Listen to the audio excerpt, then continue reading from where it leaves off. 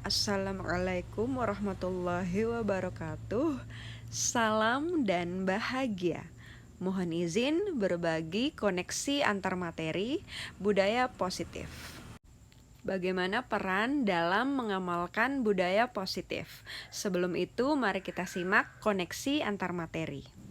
Filosofi pendidikan Ki Hajar Dewantara mengatakan bahwa pendidik harus mampu menuntun potensi anak untuk mewujudkan potensi itu menjadi kualitas terbaiknya untuk menggapai kebahagiaan dan keselamatan anak.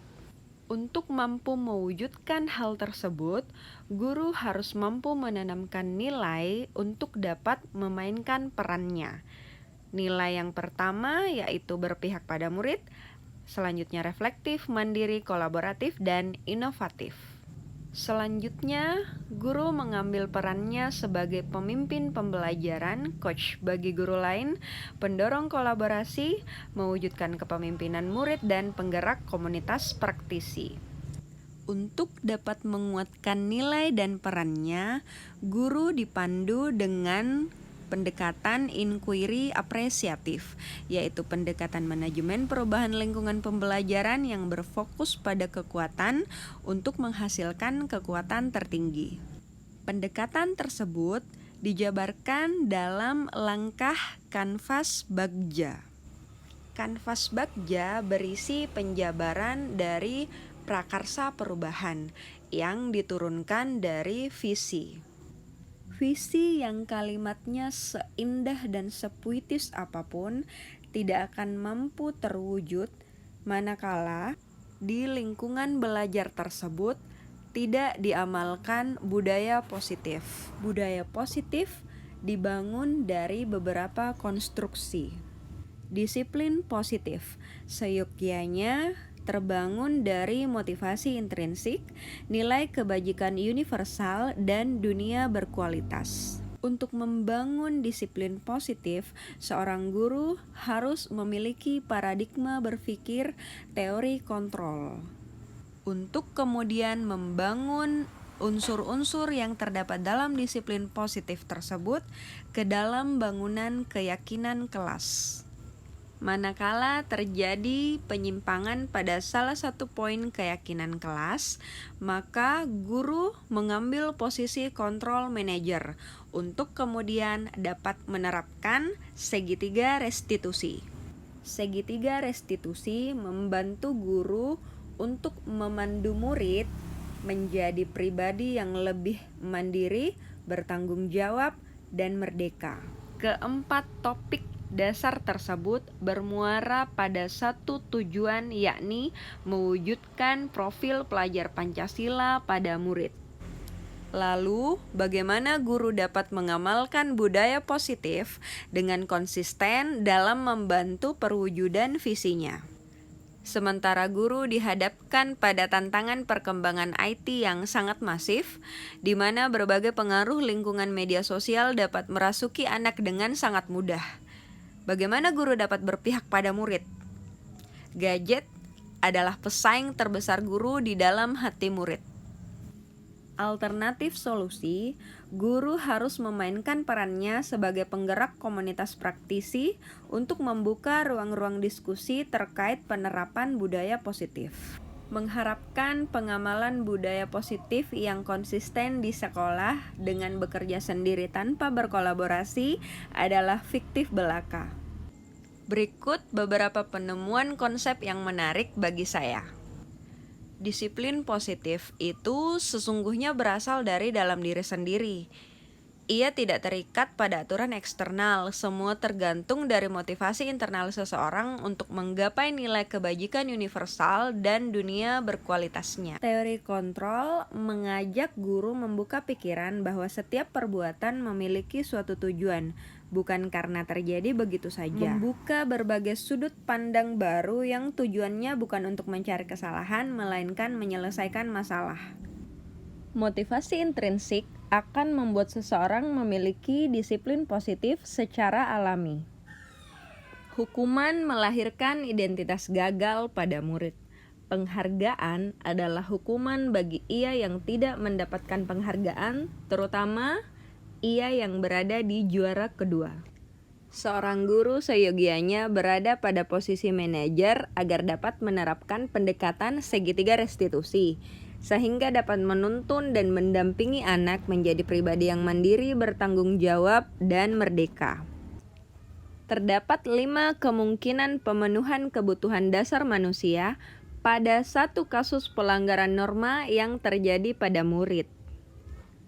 Keyakinan kelas lahir dari rasa yakin dan motivasi intrinsik untuk menggapai nilai kebajikan universal yang dianggap paling urgen.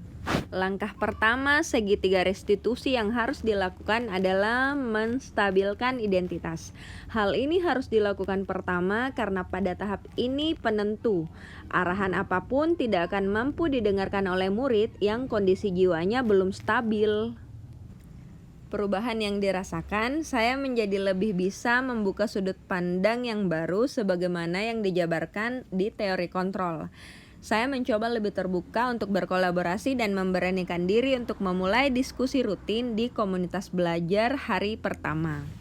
Pengalaman yang menarik, saya menjalani pendidikan ini di saat terlebih dahulu telah diamanahi beberapa tugas tambahan. Di saat yang sama, terdapat pula program SMK Pusat Keunggulan yang sedang berjalan serangkaian workshopnya. Saya cenderung lamban dalam menyelami modul budaya positif ini, sebab amanah dan tugas dalam tim SMKPK juga tidak bisa saya kesampingkan.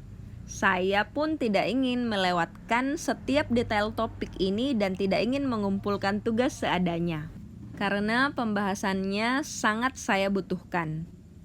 Untuk pertama kali, saya submit 2 tugas di modul ini benar-benar di hari due date. Sangat bersyukur dan sangat menarik bagi saya di saat harus menjalani 3 hal yang sama urgennya.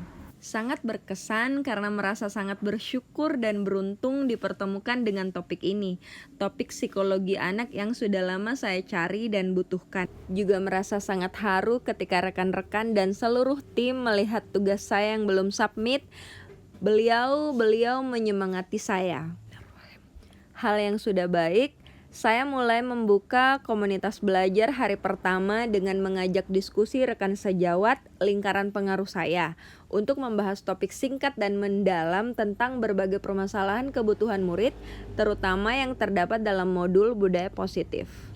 Hal yang perlu diperbaiki, meningkatkan luasan lingkaran pengaruh dan lebih menghayati penerapan budaya positif pada murid. Sebelum mempelajari 5 posisi kontrol, posisi saya, penghukum, pembuat rasa bersalah, teman, dan pemantau. Tetapi paling dominan, posisi pembuat rasa bersalah dan pemantau. Perasaan saya pada posisi pembuat rasa bersalah dan pemantau merasa bingung karena kesalahan murid selalu terulang dan belum menunjukkan hasil signifikan. Setelah saya memahaminya, saya mulai menerapkan posisi manajer. Perasaan saya senang melihat keterbukaan murid secara alami ketika diajak bercerita lebih mendalam tentang dirinya. Saya merasa semakin optimis dapat membantu murid menyelesaikan masalah dan mulai membiasakan budaya positif. Tahap segitiga restitusi yang pernah saya terapkan yaitu menanyakan keyakinan. Tetapi pada kondisi tersebut belum spesifik memiliki keyakinan kelas yang disepakati bersama. Hanya menanyakan, kamu ingin menjadi orang seperti apa dan apa impian kamu? Sebagai CGP, saya melihat kompetensi dan kesenangan saya akan bersosialisasi sebagai sebuah aset. Namun, saya belum cukup matang dan perlu meningkatkan keberanian untuk melibatkan lebih banyak pihak berkolaborasi lebih kuat seperti rekan sejawat senior dan orang tua murid. Praktik baik yang telah dilaksanakan dengan membuat komunitas belajar untuk kemudian membahas tentang panduan penanganan terhadap murid yang telah berkali-kali melakukan kesalahan. Konsep yang menurut saya sangat relevan dengan topik budaya positif dalam kaitannya memantik disiplin positif, yaitu panduan membangun hope and fear, yakni konsep menunjukkan fear atau ketakutan, kemudian membangun hope atau harapan. Diskusi mengenai panduan tersebut dapat disimak pada podcast Dr. Indrawan Nugroho, Vero Veriska Aryananda. Linknya sebagai berikut. Semoga bermanfaat. Terima kasih dan mohon maaf. Wassalamualaikum warahmatullahi wabarakatuh.